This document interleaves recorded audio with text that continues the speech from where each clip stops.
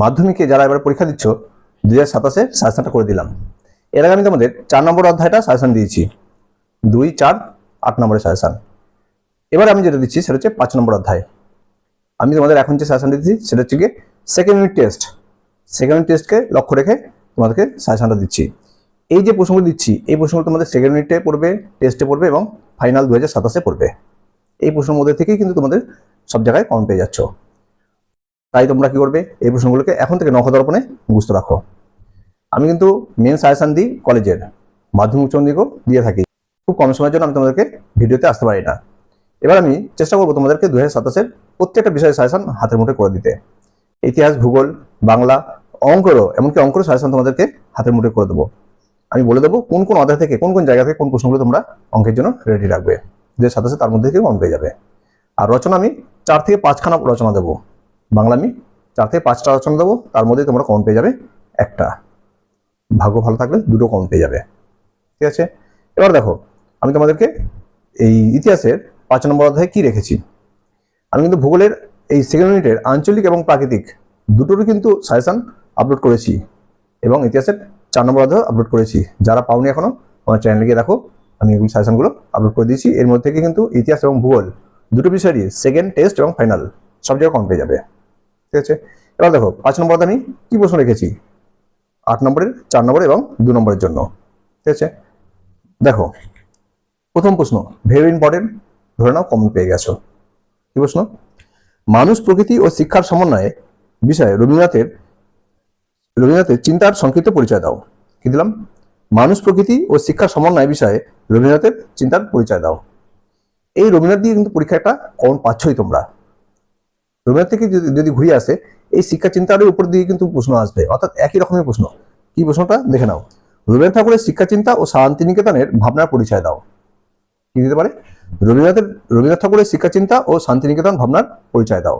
তাহলে রবীন্দ্রনাথ থেকে এই দুটো প্রশ্ন দিয়েছি, দুটো প্রশ্ন ঠিকই কিন্তু একই ধরনের উত্তর, অনেকটাই একই উত্তর, তবু দুটো ভাবে ভাগ করা আছে। তোমরা সেটাকে ভালো মতো হবে নজর রাখবে। ঠিক আছে, রবীন্দ্রনাথ থেকে কিন্তু একটা প্রশ্ন তোমরা 8 নম্বরে পেয়েই গেছো। ধরে নাও এই প্রশ্নটা পেয়ে গেছো, যদি 8-এ না দেয় তোমরা তো কিন্তু 4-এ পেয়েই যাবে। ঠিক আছে, নেক্সট প্রশ্ন দেখো। পরের প্রশ্ন হচ্ছে বাংলার কারিগরি শিক্ষার বিকাশে সংক্ষিপ্ত বিবরণ দাও। কি দিলাম? বাংলার কারিগরি শিক্ষা বিকাশ সম্পর্কে সংক্ষিপ্ত আলোচনা করো। ঠিক আছে, ভেরি ইম্পর্টেন্ট প্রশ্ন। নেক্সট প্রশ্ন দেখো, হ্যালহেডের a grammar of the Bengali language গ্রন্থটি গুরুত্বপূর্ণ কেন এবং বাংলা ছাপাখানার বিকাশে চার্লস উইলকিন্সের ভূমিকা আলোচনা করো। দুটো প্রশ্ন আছে কিন্তু এখানে। ঠিক আছে, এটা কিন্তু দুটো প্রশ্ন যেমন দিয়েছে, এটা তোমাদেরকে যদি দুটো প্রশ্ন একসাথে আসে তাহলে 8-এ দেবে, আর যদি একটা হিসাবে আসে তাহলে 4-এ দেবে। কি প্রশ্ন দেখো, হ্যালহেডের a grammar of the Bengali language গ্রন্থটি গুরুত্বপূর্ণ কেন, যদি দেয় তাহলে তোমাদেরকে এটা 4 নম্বরের জন্য। আবার দেখো বাংলা ছাপাখানার বিকাশে চার্লস উইলকিন্সের ভূমিকা আলোচনা করো, এটাও যদি আলাদা দেয় তাহলে তোমাদের 4 নম্বরের জন্য। আর যখনই দুটো একসাথে হয়ে যাবে তখন হয়ে যাবে 8 নম্বরের জন্য। ঠিক আছে, তাহলে তোমরা কিন্তু এটা ভেরি ইম্পর্টেন্ট 4 নম্বরের জন্যই দেখে যাবে। তারপরে দেখো, তারপরে প্রশ্ন ভেরি ইম্পর্টেন্ট, স্টপ মার্কস করে নিতে পারো। প্রশ্নটা তোমাদের এবারে খুব গুরুত্বপূর্ণ। দেখো, বাংলা ছাপাখানার বিকাশে গঙ্গাকিশোর ভট্টাচার্যের অবদান লেখো। কি দিলাম? বাংলা ছাপাখানার বিকাশে গঙ্গাকিশোর ভট্টাচার্যের অবদান লেখো। ঠিক আছে, ভেরি ইম্পর্টেন্ট, ভেবে নাও তোমরা এবার ছেড়ে এই সেকেন্ড ইউনিট টেস্টে এবং টেস্টে ফাইনালে পেয়েই যাবে। ঠিক আছে, আর তোমরা এইভাবে যদি আমার সমস্ত সাজেশন অর্থাৎ ইতিহাস, ভূগোল, বাংলা, অঙ্ক, বিজ্ঞানের সমস্ত বিষয়ের সাজেশন যদি হাতের মুঠে পেতে হয় তাহলে আমার চ্যানেলটা এখনই সাবস্ক্রাইব করে রাখো এবং তোমাদেরকে সাজেশন একটা একটা করে আপলোড করছি। আর তোমরা আমাকে কমেন্টে অবশ্যই জানাবে তোমাদের কোন বিষয়ে সাজেশন দরকার আছে, তাহলে আমি তোমাদেরকে মাধ্যমিক সাজেশন আগে আপলোড করব। ঠিক আছে, দেখো নেক্সট প্রশ্ন দেখো, বাংলা ছাপাখানায় ব্যবসায়িক উদ্যোগ সমূহের বিবরণ দাও। কি দিলাম? বাংলার ছাপাখানায় ব্যবসায়িক উদ্যোগের সমূহের বিবরণ দাও বা আলোচনা করো। ঠিক আছে, তারপর প্রশ্ন দেখো কি দিয়েছি, বাংলায় বিজ্ঞান শিক্ষার বিকাশে বিটিআই অর্থাৎ বেঙ্গল টেকনিক্যাল ইনস্টিটিউট। কি দিলাম? বিটিআই বিঙ্গল টেকনিক্যাল ইনস্টিটিউটে মহেন্দ্রলাল সরকার এবং বসু বিজ্ঞান মন্দিরের অবদান লেখো। কি দিয়েছি? বাংলার বিজ্ঞান শিক্ষা বিকাশে বিটিআই, মহেন্দ্রলাল সরকার এবং বসু বিজ্ঞান মন্দিরের অবদান আলোচনা করো। ঠিক আছে, খুব গুরুত্বপূর্ণ। আমি যে এখানে 3টে রেখেছি অর্থাৎ বিজ্ঞান শিক্ষার দিয়ে 3টে প্রশ্ন রেখেছি, 3টের মধ্যে একটা তোমরা কমন পাবেই। এটা 4 নম্বরের জন্য ইম্পর্টেন্ট। 4 নম্বরের জন্য তোমাদের 6টা প্রশ্ন লিখতে হয়, ঠিক আছে? 6টা প্রশ্নের মধ্যে তোমরা কিন্তু এই প্রশ্নটা একটা কমন পাবেই। নেক্সট প্রশ্ন দেখো, কি দিলাম? শ্রীরামপুর মিশন প্রেস কিভাবে একটি অগ্রণী মুদ্রণ প্রতিষ্ঠানে পরিণত হলো? কি দিয়েছি? শ্রীরামপুর মিশন প্রেস কিভাবে একটি অগ্রণী মুদ্রণ প্রতিষ্ঠানে পরিণত হলো তা আলোচনা করো। খুব গুরুত্বপূর্ণ প্রশ্ন, ভালোভাবে করে যাবে। এটা যদি একটু ঘুরিয়ে আসে, শ্রীরামপুর মিশন দিয়ে যদি আসে, কিরকম দেবে দেখো? বাংলা ছাপাখানা বিকাশে শ্রীরামপুর মিশনারিদের অবদান আলোচনা করো। কি দিতে পারে? বাংলা ছাপাখানা বিকাশে শ্রীরামপুর মিশনারিদের অবদান আলোচনা করো। দুটো প্রশ্ন উত্তর কাছাকাছি, একই ধরনেরই, একটু চোখ বুলিয়ে যাবে প্রশ্নটাও, ঠিক আছে? তাহলে এই কটা প্রশ্ন দিলাম তোমাদেরকে আমি 4 নম্বরের আর 8 নম্বরের জন্য, ভালোভাবে মুখস্থ রাখবে। এবার দেখে নাও তোমাদের 2 নম্বর প্রশ্ন কি দিয়েছি। তোমরা কিন্তু অবশ্যই চ্যানেলটা সাবস্ক্রাইব করে রাখবে আর আমাকে কমেন্টে জানাবে তোমাদের এরপরে কোন বিষয়ে সাজেশন দরকার আছে, ঠিক আছে? দেখো 2 নম্বর প্রশ্ন আমি কি রেখেছি, আমার কথাগুলো শুনবে, তারপরে নোট করবে কিন্তু, কারণ আমি প্রশ্নগুলো বলার সাথে সাথে অনেক কিছু গুরুত্বপূর্ণ কথা বলে দিই, যেগুলো তোমাদের অবশ্যই জানা দরকার। কোন জায়গা থেকে 5 নম্বর, কোন জায়গা থেকে 8 নম্বর প্রশ্ন আসতে পারে, কিভাবে স্যার প্রশ্ন করছে, কিভাবে স্যার প্রশ্ন বলছে, সেগুলো কিন্তু তোমাদের অবশ্যই গুরুত্ব দেওয়া উচিত। তোমরা জানো তোমাদের এখানে ইতিহাসের যে 6টা প্রশ্ন লিখতে হয়, সবাই কিন্তু সরাসরি 6টা প্রশ্ন কমন পায় না। আমি কিন্তু দীর্ঘদিন ধরে কিন্তু এই সাজেশন করে থাকি। সেই 6টা সাজেশনকে কমন দিতে গেলে যে পরিমাণে প্রশ্ন তোমাদের ইতিহাস বইতে আছে, তোমরা দেখেছো তোমাদের ইতিহাসের সিলেবাস কত বড়, সেই হিসাবে কিন্তু তোমাদের প্রশ্ন কিন্তু খুব কম আসে, ঠিক আছে? তাহলে সেখান থেকে টেনে আমি কিছু গুরুত্বপূর্ণ প্রশ্ন তোমাদেরকে জন্য 2027 তুলে দিই, যেগুলোর মধ্যে থেকে তোমরা কমন পেয়ে যাও, ঠিক আছে? তাই কি দিচ্ছি, 2 নম্বর প্রশ্নগুলো নোট করো। প্রথম প্রশ্ন, বাংলা ছাপাখানার ইতিহাসে বটতলা প্রকাশনার গুরুত্ব লেখো। কি দিলাম?